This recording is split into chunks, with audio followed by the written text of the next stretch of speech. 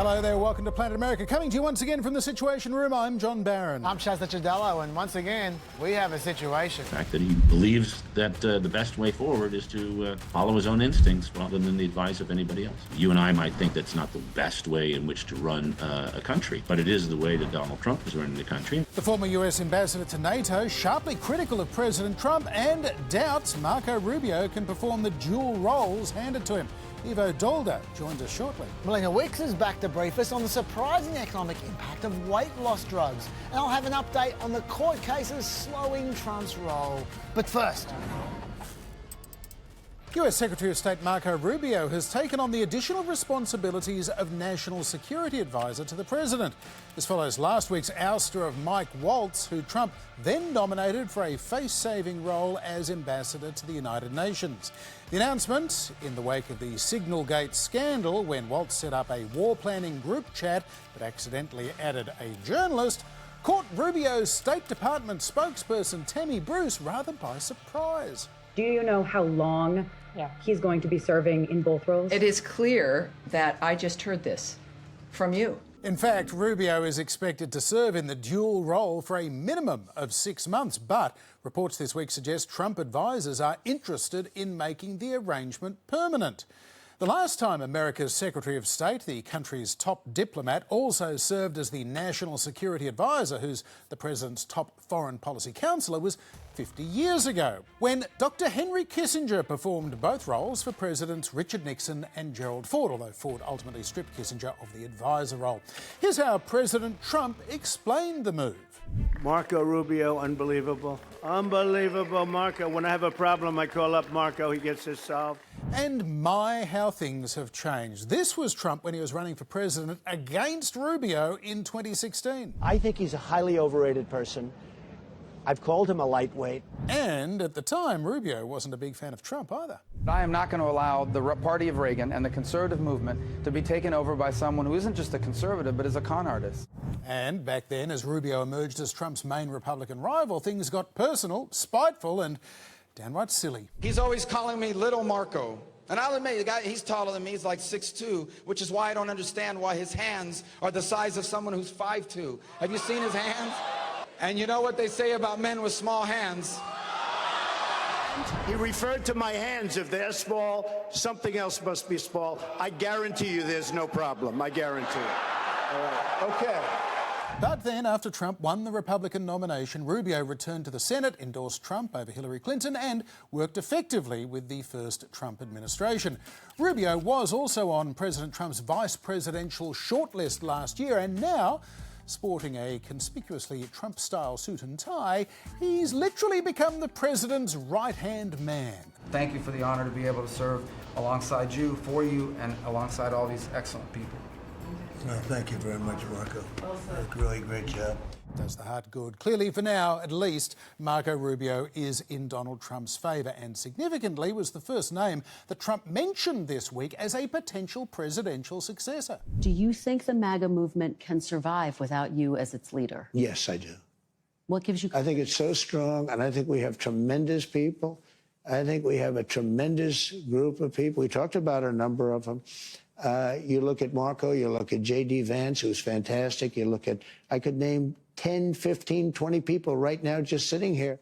It was in that interview, by the way, that Trump also came closest yet to ruling out trying to find a way to run again himself in 2028. But this is not something I'm looking to do. I'm looking to have 4 great years and turn it over to somebody, ideally a great Republican, to carry it forward. But I think we're going to have 4 years, and I think 4 years is plenty of time to do something really spectacular. But to win Trump's favour, Rubio has had to bend his world view. Once an establishment foreign policy hawk, Rubio is now singing from a very different song sheet. It's all about America first, supporting Trump's treatment of illegal immigrants as a foreign policy threat, and taking a harder line with Ukraine rather than his earlier unconditional support. Our foreign policy is guided by 3 things. Does it make America stronger? Does it make America safer? And does it make America richer? If something doesn't do one of those 3 things, and hopefully all 3 of those things, we're not doing it. All of which means that Marco Rubio is potentially accumulating a lot of power which could expand even further or suddenly be snatched away. Henry Kissinger himself found that out when both Nixon and Ford felt that he was getting a little bit too much credit, including a Nobel Peace Prize. Rubio, like Kissinger, serves at the president's pleasure. The question now is, has Rubio become a Trump true believer, or is he a cynical, sycophantic opportunist, or maybe he's a pragmatist trying to maintain America's place in the world and manage an unconventional and even erratic president? Well, look, John, regardless of Rubio, I do have to correct you. I'm sorry to do this. Sure. Right off the bat, you suggested Mike Waltz was ousted from being National Security Advisor. But the way Trump talks about it, Waltz just got himself a promotion. I actually think it's a higher position. I want to know the truth. I think it's an upgrade. I think moving him there is an upgrade. As he's going to the United Nations, to me, I think it's personally, if I had a choice for myself of doing, I'd rather have that job than the other. Congratulations, Mike Waltz. I stand corrected. Indeed you do. Meanwhile, Rubio is stuck with that dirty, unwanted National Security Advisor gig. Now, as you say, Henry Kissinger was also both Secretary of State and National Security Advisor for 2 years in the 70s, but that's generally seen in hindsight as a failed experiment because the NSA is supposed to coordinate between the Secretary of State and the Defense Secretary, and Kissinger seems surprisingly biased towards the State Department for some reason. I can't imagine why. There are serious concerns, though, about whether it's even possible today to perform both of those jobs, with the last Secretary of State's senior advisor saying there is absolutely no way for Rubio to do both jobs sustainably. Running a department of 80,000 people and being the nation's top diplomat should be more than a 24/7 job, he says. If it's not, you're not doing it right. Meanwhile, there's also plenty of chatter out there about Stephen Miller taking over the role. He seems to also play multiple roles in this administration, and that chatter was only fueled by this suggestion from Trump about Miller. Stephen Miller's at the top of the totem pole. I mean, I think he sort of indirectly already has that job. You understand? Because he has a lot to say about a lot of things. He's a very valued person in the administration, Stephen Miller. The truth is that Miller does kind of occupy that role already. Recall in the Signalgate chat logs, John, when J.D. Vance and Hegseth and co were having a gentle debate about whether they wanted to bomb the Houthis, Steve Miller just parachuted in and he wrote, "As I heard it, the president was clear, green light, but we soon make clear to Egypt and Europe what we expect in return." And then Hegseth immediately fell in line with agree. And that was it. That's the NSA's job that Miller was doing right there and then. Besides, Marco Rubio already has plenty on his plate. He's not only the Secretary of State and the acting National Security Advisor now, but he's also supposedly the acting US aid administrator and the acting National Archivist. I'm not sure how much archiving is going on right now, but apparently he's got those 4 jobs, and there might be more on the way for Rubio as well. Yeah, they should make him UN ambassador. Why not? Look, apparently there's going to be a wave of White House firings coming soon. Maybe Mike Waltz will get fired again, with White House aides referring to it as the purge. Never a dull moment, John. True dat. For more, we're joined by Ivo Daalder. He is the CEO of the Chicago Council on Global Affairs. He served as US Ambassador to NATO during the Obama administration. He was also on Bill Clinton's National Security Council staff. And he is the co-author of a book profiling national security advisors and the presidents they served from JFK to George W. Bush, called In the Shadow of the Oval Office.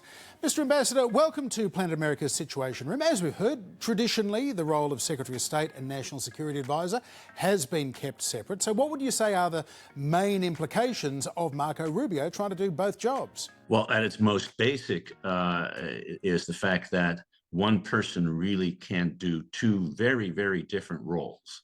When you think about the National Security Advisor, his or her job is fundamentally 2 things. One, staffing the president, making sure that the president has at any moment all the information he needs when it comes to national security affairs to execute the policies, whether it's meeting with leaders or getting on the phone call or traveling abroad. And secondly, it is to manage a process that tries to bring together different voices within the government to provide the president with the best possible advice, usually in terms of different policy options. for the president to decide how he wants to take a particular situation forward or not. So that's the role of the National Security Advisor. The role of the Secretary of State is to be the nation's chief diplomat, really to be out in the world meeting with his counterparts in order to implement the foreign policy that is developed within the White House and the national security structure. So those are two very, very different roles, and it's very hard to see how one person can really play both at the same time. Ambassador, do you see this appointment as an indication of Rubio's influence in the administration, or do you see it as an indication that Trump sees Rubio as a good doggy and that he has no real influence at all? Those two things and one more. Clearly, he has emerged in the past 3+ months as a person that President Trump has put a lot of faith in. He has said very positive things about Marco, as he keeps on calling him, including in an interview over the weekend where he touted him as one of the two possible successors for his own job. And clearly, the relationship between the Secretary of State and the President has evolved in a positive direction. One reason it has evolved in a positive direction is that Marco Rubio has become an extremely good advocate publicly for the policies that the president wants to pursue, particularly with regard to immigration. He has repeatedly explained the harshest deportation measures and justified them in foreign policy terms, necessary, by the way, in order to maintain the legal construct that the president has created, which is that we, quote, are one at war, and two, that certain individuals in the country represent challenges to our foreign policy. And he's been effective on TV, which the president values in some ways. So there is both of those issues in terms of the president thinks he's doing a good job, and he is very effective in messaging what the president wants. Clearly, what the president wants is not what Marco Rubio used to think, and that is a major change. Rubio has adjusted his views in order to align with the president. To some extent, you can argue that the president is the one elected. So if you want to serve in this administration, that's your choice. You either do that or you don't serve. Ambassador, is it possible that Marco Rubio is playing a bit of a double game here and that he hasn't really changed his worldview to mirror Trump's, but instead he's trying to make a very unconventional president a little bit more predictable? I think there is a possibility that he is playing the good cop, so to say, when he is on television and tweeting or Xing or whatever it is that one does these days on social media, really pushing the president's line in a way that the president wants, and that internally he does raise questions. We do know, for example, that on a number of issues, Russia, Iran, and China, Rubio's past perspectives on those issues tended to be quite conventionally hardline. He was very pro-Ukraine and anti-Russian. He is a China hawk and has long been, and he's always believed that a negotiation with Iran won't work.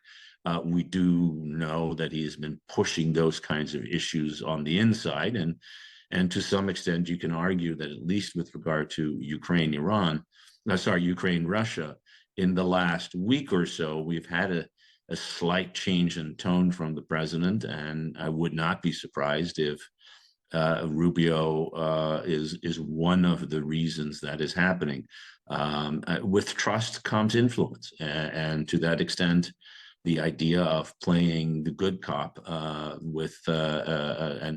becoming more trustworthy may enable him to say things that others who the president doesn't trust aren't willing to say, or he's not willing to listen to. Ambassador, how could anyone make the National Security Council work right now after multiple successive waves of staff firings, almost no hirings, and constant undermining from the likes of Laura Loomer?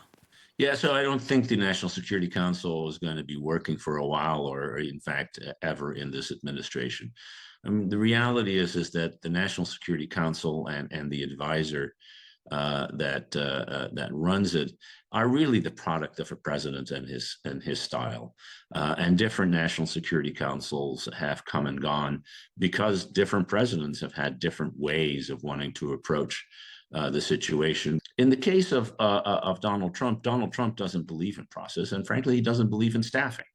So the two things that the National Security Council is supposed to provide, a process that allows the president to arrive at his own decisions, and a staffing of his work day to day, are two things he doesn't particularly put stock in. He doesn't believe in staffing. He doesn't read his briefing papers. He kind of knows what he wants to say, and if he doesn't know, he'll just make it up. And he doesn't believe in process because he's the only one who makes decisions. And so you don't need an elaborate process when you think you know how to do these things yourself. You and I might think that's not the best way in which to run a country, certainly not a country like the United States, but it is the way that Donald Trump is running the country. And as a result, I think you have a national security process that reflects the president's peculiarities, the fact that he believes that the best way forward is to follow his own instincts rather than the advice of anybody else. Ambassador, thanks for being with us in Planet America's Situation Room. My pleasure.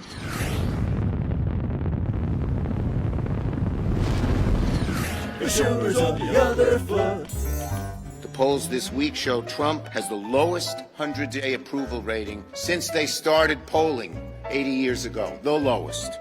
Trump sucks. The polls are decisive. There's a poll out today that has your approval rating lower than any other congressional region, 70%. Are you concerned that you may be a liability? Polls come and go.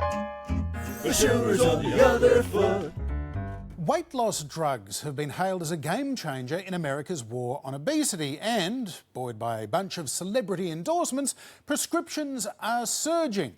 But alarm bells are also ringing about the effects on the US economy. Here's Melina Wicks to explain why in the briefing room.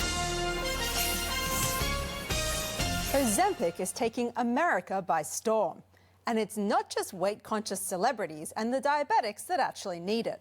It's reached the highest levels of government. In a post featuring Musk dressed as Santa Claus, he jokingly called himself Ozempic Santa.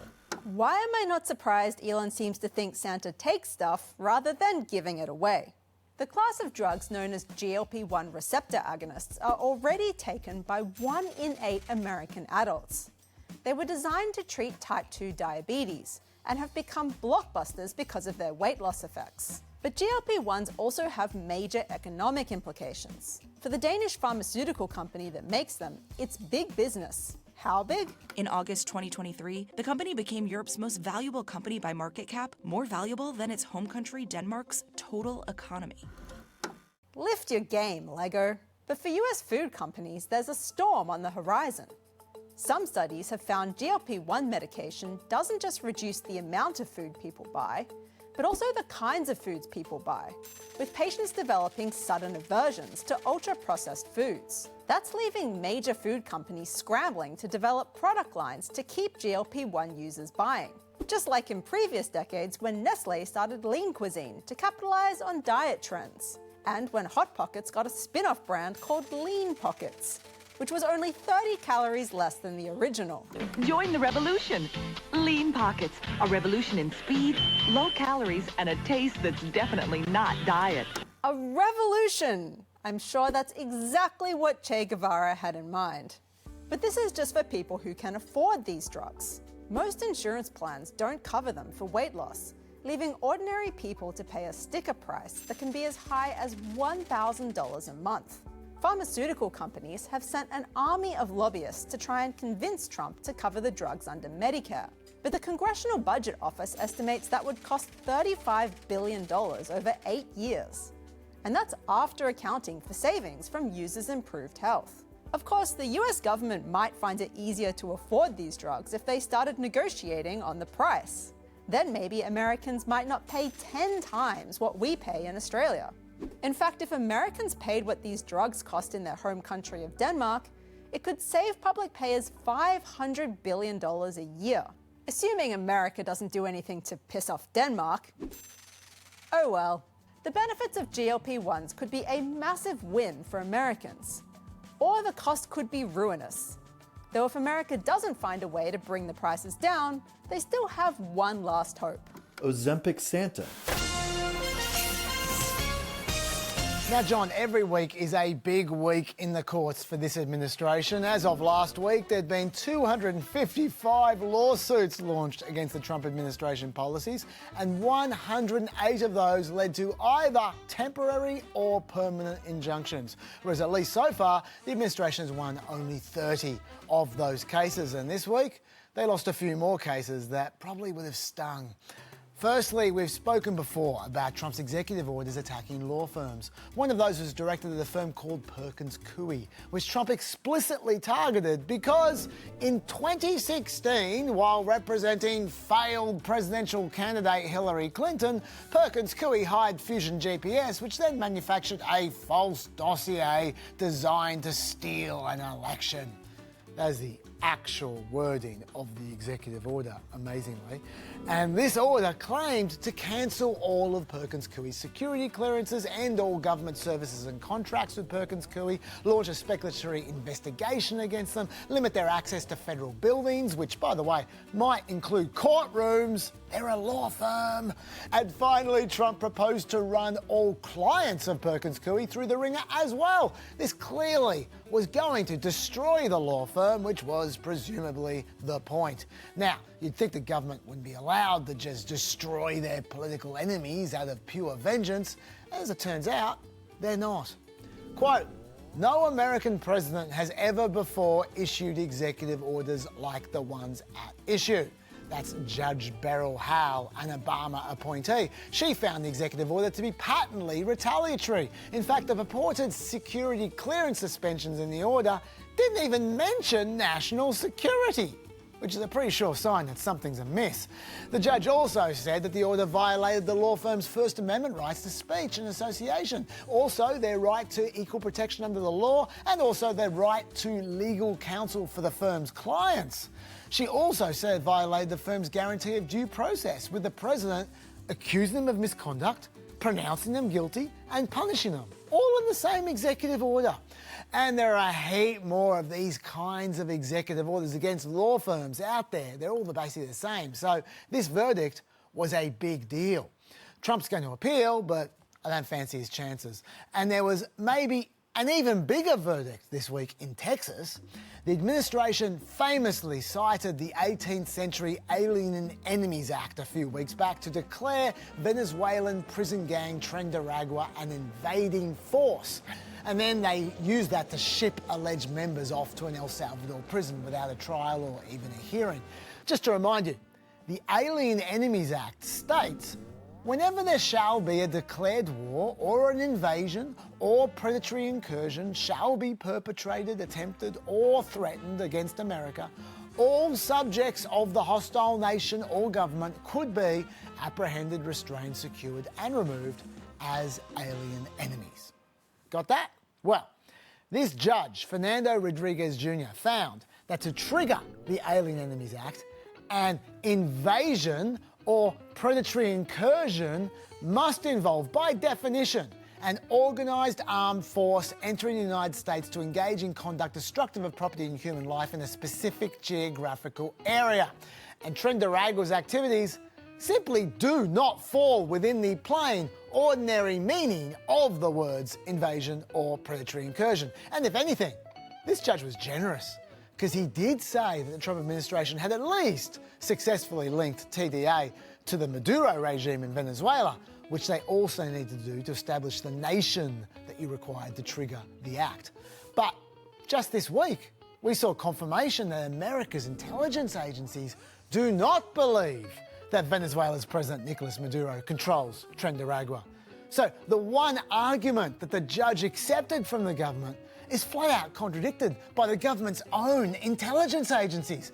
I should say, though, that Rodriguez did leave one loophole open. He did say that even though the meaning of the word invasion is not a political question, the factual determination of whether an invasion exists is a political question, which means it's outside the reach of the court. So, for example, if Trump comes back and says to the court, yeah, that definition you gave of what an invasion is, yeah, that's what Tren de Aragua is doing. That's exactly what they're doing. Yeah, so can we ship those prisoners out now?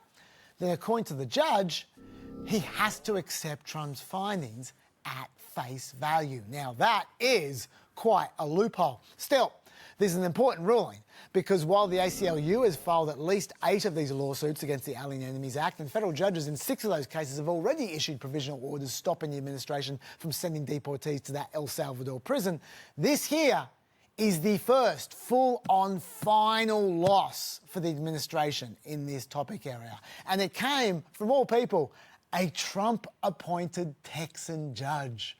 Look, there's going to be appeals. This will end up in the Supreme Court, but the legal pressure on the administration just turned up a notch.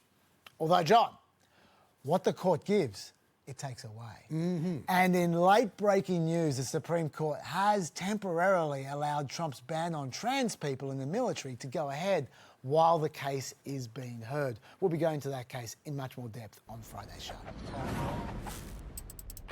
Ready and lift. It's November 7th, 1983. Moscow's Red Square was a showcase today, the Soviet Union's Revolution Day parade. President Andropov did not attend, leading to speculation he may be seriously ill. In fact, Andropov is just weeks from death, barely a year after taking office following the death of his predecessor, Leonid Brezhnev. The procession of ageing, ailing leaders has the Soviet Union on edge as American President Ronald Reagan ratchets up the Cold War rhetoric. They are the focus of evil in the modern world. The battle between good and evil rages on. Reagan then reveals he's planning a space-based missile defense system, soon dubbed Star Wars, and Andropov calls that insane. America, too, is anxious, and the TV movie the day after brings to the nation's living rooms a harrowing preview of what a nuclear attack might look like. This is not an exercise. Roger, understand. Major Reinhardt, we have a massive attack against the U.S. ICBMs.